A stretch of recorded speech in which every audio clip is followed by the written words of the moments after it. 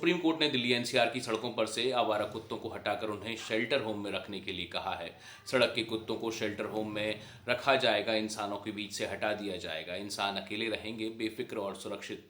और जब ये आदेश आया तो तब किसी को खुशी मिली तो किसी की आंखें भर आईं। लेकिन गौर कीजिएगा, जब इस बार खुशी मनाने वाले ढोल बजाकर सड़कों पर नहीं निकले, क्योंकि कहीं ना कहीं उन्हें ये एहसास था कि ये किसी न किसी के साथ अन्याय हो रहा है, ये ठीक नहीं है। ये उनकी खुशी अपराध बोध के साथ आई थी, पर क्योंकि आवारा कुत्तों ने इन्हें कभी परेशान किया होगा तो इन्हें लगा कि ऐसा करना ठीक है। दूसरी ओर वे लोग भी आए जो तमाम मुद्दों पर एक दूसरे से लड़ते झगड़ते रहते हैं, धर्म, जाति, राजनीति, सब पर अलग अलग लड़ते हैं, लेकिन इन सब के बावजूद वे एक साथ थे कुत्तों के नाम पर। कोई गुस्से में था, चाहता था कि ऐसी अव्यवस्था पैदा करने वाले जो अपराधी हैं, जो भ्रष्टाचारी हैं, उन्हें नरक मिले। कोई न्याय चाहता था इंसानों और जानवरों दोनों के लिए, तो कोई ऐसा था जो कहता था कि जानवर को न्याय की ज्यादा जरूरत है, क्योंकि वो अपनी बात नहीं कह सकता, अपने लिए न्याय नहीं मांग सकता। इसलिए इंसान होने की वजह से, इंसान होने के कारण हमारा कर्तव्य बनता है कि हम उन्हें न्याय दें।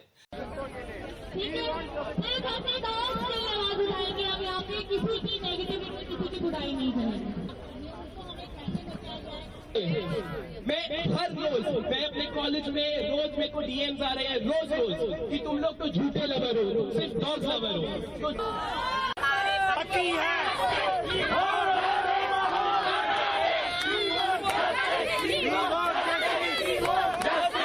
मैं खुद हाल ही में कुत्ते से काटा गया हूं। दर्द हुआ, खून भी बहा, लेकिन कभी मैंने ये कामना नहीं की कि कुत्तों को समाज से बेदखल कर दिया जाए, क्योंकि वे इस धरती पर हमारे साथ हैं, हमारे मोहल्लों के, हमारी गलियों के, हमारी सांसों के हिस्सेदार हैं वो।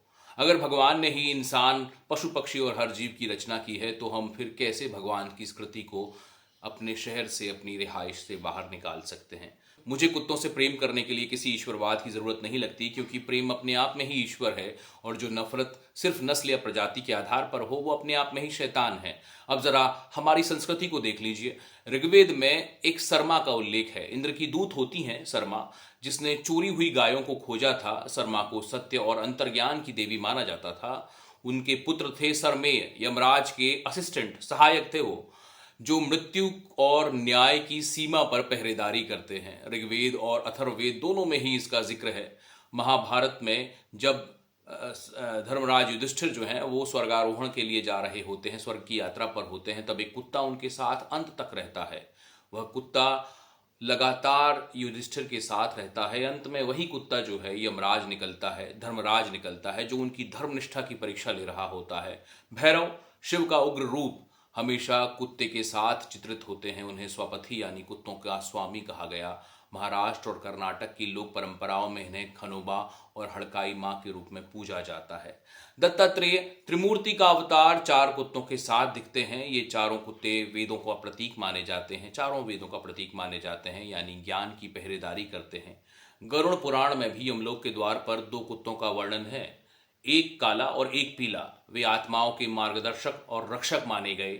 बौद्ध जातक कथाओं में कुत्ता कई बार जन्म जन्मांतर की कहानियों में निष्ठा और कर्मफल का प्रतीक बनाता है।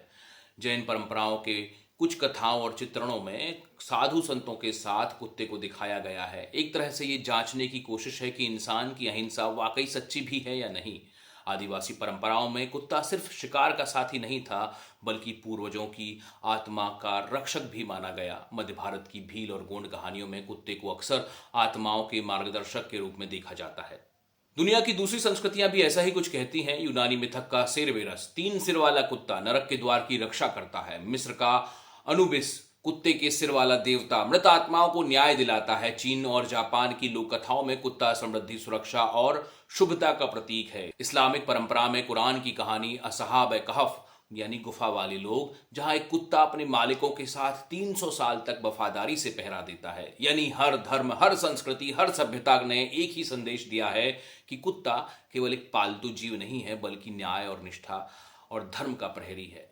मैं आपको ये सब क्यों बता रहा हूं?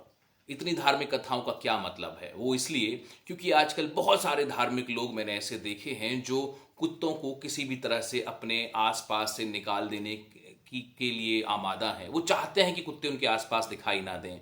उन्हें सुप्रीम कोर्ट के इस आदेश से बहुत ज़्यादा खुशी मिलती है, ऐसा उनके व्यवहार से मुझे नज़र आया। इन्हीं में से कई लोग मैंने ऐसे भी देखे जो किसी धर्म पुण्य को प्राप्त करने के लिए अक्सर कुत्तों को खोजते हुए, उन्हें रोटी खिलाने या जलेबी खिलाने खोजते हुए मुझे मिल जाते हैं, दिख जाते हैं। लेकिन दिल्ली की तरह वे भी अब कुत्तों को अपने शहर में भी शेल्टर होम में भेजना चाहते हैं। देवताओं ने कभी कुत्ते को शेल्टर में नहीं भेजा, उन्होंने कुत्ते को हमेशा अपने साथ रखा, अपने धर्म में, अपने दर्शन में, अपनी संस्कृति के केंद्र में हमेशा देवताओं के साथ एक कुत्ता जरूर नजर आया। तो सवाल ये नहीं है कि दिल्ली से कुत्तों को बाहर भेजना चाहिए या नहीं, सवाल ये है कि क्या वाकई हम अपने दर्शन को, अपनी परंपराओं को, अपनी संस्कृति को समझते भी हैं या नहीं।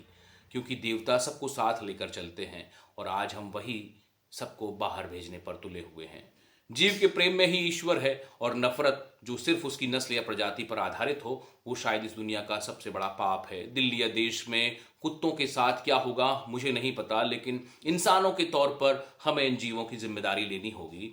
जिन पर सड़क के आवारा कुत्तों ने हमले किए, जिनके अपने दुनिया से चले गए, उनके प्रति पूरी संवेदना के साथ। लेकिन मैं फिर भी उनसे कहना चाहूँगा कि अगर आपका गुस्सा कुत्ते पर है तो फिर आप सोचिए क्या ऐसा कर कर आप उस व्यवस्था को, उस भ्रष्ट व्यवस्था को या फिर गैर जिम्मेदार व्यवस्था को छोड़ नहीं रहे हैं, बरी नहीं कर रहे हैं। दरअसल हमारी व्यवस्था और समाज भ्रष्टाचार और पदनियत का शिकार है। हमारे साथी इंसान कई बार अपनी जात से ही वफादारी नहीं करते, ऐसे में भुगतते हम बाकी लोग हैं।